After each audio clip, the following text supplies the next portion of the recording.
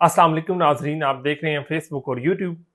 मैं हूं सैयद मुदस्सर हसन बुखारी। नए अमेरिकी सदर डोनाल्ड ट्रंप के आने के बाद दुनिया में इस तरह से तब्दीलियां आनी शुरू हुई हैं कि दुनिया बहुत तेजी से बदल रही।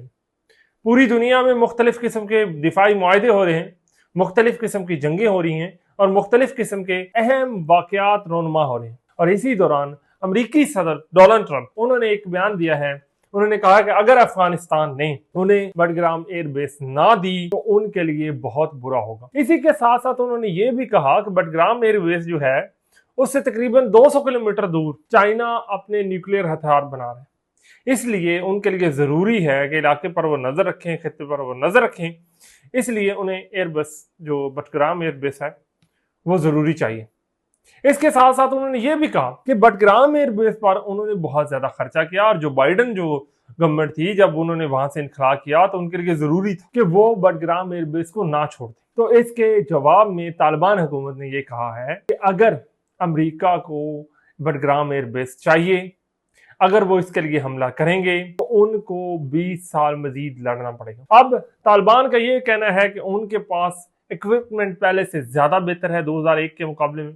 अब उनके पास भी अमेरिकी हथियार है, अब उनके पास भी नाइट विजन गॉगल्स हैं, अब उनके पास भी इंटेलिजेंस की सूरत हाल बेहतर है।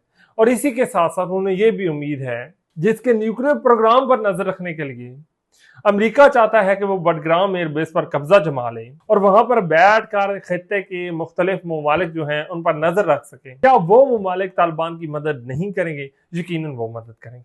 तो ऐसी सूरत हाल में जो बडग्राम एयरबेस है उसके हवाले से तालिबान ने दो टोक मौक़िफ़ इख्तियार करते हुए अमेरिकी सदर को यह कहा है कि अगर वो आना चाहते हैं तो सत बिस्मिल्लाह, लेकिन हम फिर 20 साल के लिए जंग लड़ने के लिए तैयार। जो बडग्राम एयर बेस है ये 1950 में सोवियत यूनियन की जानब से बनाई गई थी और इसको इस अंदाज में बनाया गया था कि ये 70 किलोमीटर का इलाका है जहां पर ये एयरबेस बनाई गई।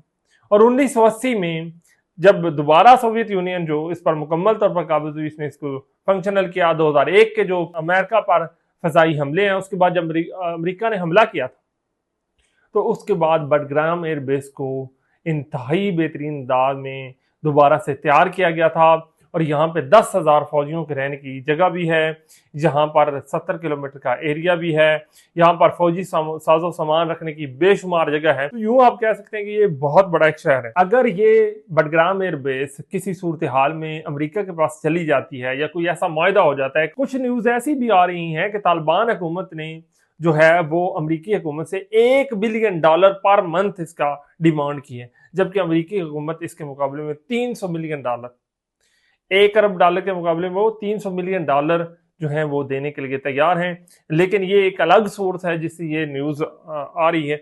इसके अलावा एक और इसका पॉइंट ऑफ व्यू ये भी है कि पिछले हफ्ते अमेरिकी वफद ने तालिबान के वफद से मुलाकात की थी, जिसका मकसद था कि कैदी जो हसास नौइयत के कैदी हैं उनका तबादला किया जाए। कुछ एनालिस्ट का ये ख्याल है कि अमेरिका की जानब से बडग्राम एयरबेस जो है उसको हासिल करने के लिए ये प्रेशर टैक्टिक्स हैं ताकि प्रेशर को ज्यादा बढ़ाया जाए। और यूं इसके साथ साथ जो तालिबान हैं जो इस एक्सचेंज से रिलक्टेंट हैं, उन्होंने इसमें कामयाबी जो उनका अमेरिकी वफद आया था उसको खातर खा कामयाबी हासिल नहीं हुई, तो ऐसी सूरत हाल में वो दबाव बढ़ा रहे हैं। और हम ये उम्मीद करते हैं, खुदा करे ऐसा ही हो, कि अमेरिका का मकसद जो है वो सिर्फ और सिर्फ कैदियों का तबादला हो। अगर ऐसा नहीं होता और अगर ये सूरत हाल इससे मुख्तलिफ होती है, जैसे कि पहले हमने डिस्कस की कि अमेरिका चाहता है कि वो बडग्राम एयरबेस पर अपनी बेस जो है उसको कायम करे और वहां पर आ जाए, तो ऐसी सूरत हाल में आपको पता है कि जब अफगानिस्तान में कोई प्रॉब्लम होती है तो वो उसका डायरेक्ट असर जो है वो पाकिस्तान पर जरूर पड़ता है, इसका डायरेक्ट असर पूरे खत्ते में पड़ेगा। तो ऐसी सूरत हाल में ना तो ये पाकिस्तान के लिए फायदेमंद है, ना अफगानिस्तान के लिए फायदेमंद है, और बाकी खत्ते के ममालिक के लिए भी ये कोई सूदमंद चीज नहीं है। लिहाजा ऐसी सूरत हाल में ये जरूरी है कि जो बडग्राम एयरबेस का इशू है वो बेहतर अंदाज में हल हो जाए। और अमेरिका का जो हम ये समझते हैं कि जो मुख्तलिफ एनालिस्ट का कहना है कि ये इनकी तरफ से सिर्फ और सिर्फ कैदियों के तबादले के लिए दबाव है।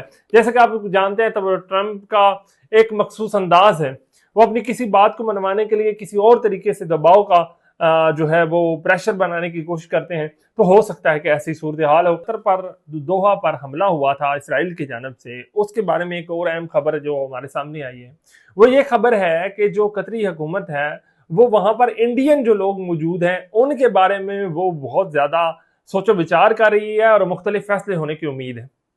जैसे कि आपको इल्म है 2023 में एक कंपनी धाड़ा global tech and consultant company थी, वहां पर मौजूद जो कंपनी थी उसकी जानब से वहां के 8 एम्प्लॉयज को 2023 में वो पकड़े गए थे और उन 8 एम्प्लॉयज को जो है वो सजाए मौत दी गई थी। उन्होंने जो है वो कतर की जो जो कौमी राज थे उनकी इंटेलिजेंस दूसरे ममालिक को फराहम की थी। तो ऐसी सूरत हाल में वहां पर बाकी जो 63 लोग थे उनको वापस इंडिया डिपोर्ट कर दिया गया था। नाज़रीन, आप जानते हैं कि जब ईरान में इशू बना है तो ऐसी सूरत हाल में वहां पर जो लोग इंटेलिजेंस फराहम कर रहे थे इसराइल को, तो उनमें भी इंडियन लोग जो हैं वो सामने आए थे। अब कतर में ये भी यही सूरत हाल है, वहां पर भी इंडियंस जो हैं उनकी जानब से इंटेलिजेंस फराहम की गई है। तो यूं कतरी जो हुकूमत है उसकी जानब से ये कोशिश की जा रही है कि वहां पर मौजूद जो भारतीय लोग हैं उनको शायद वापस भेज दिया जाए।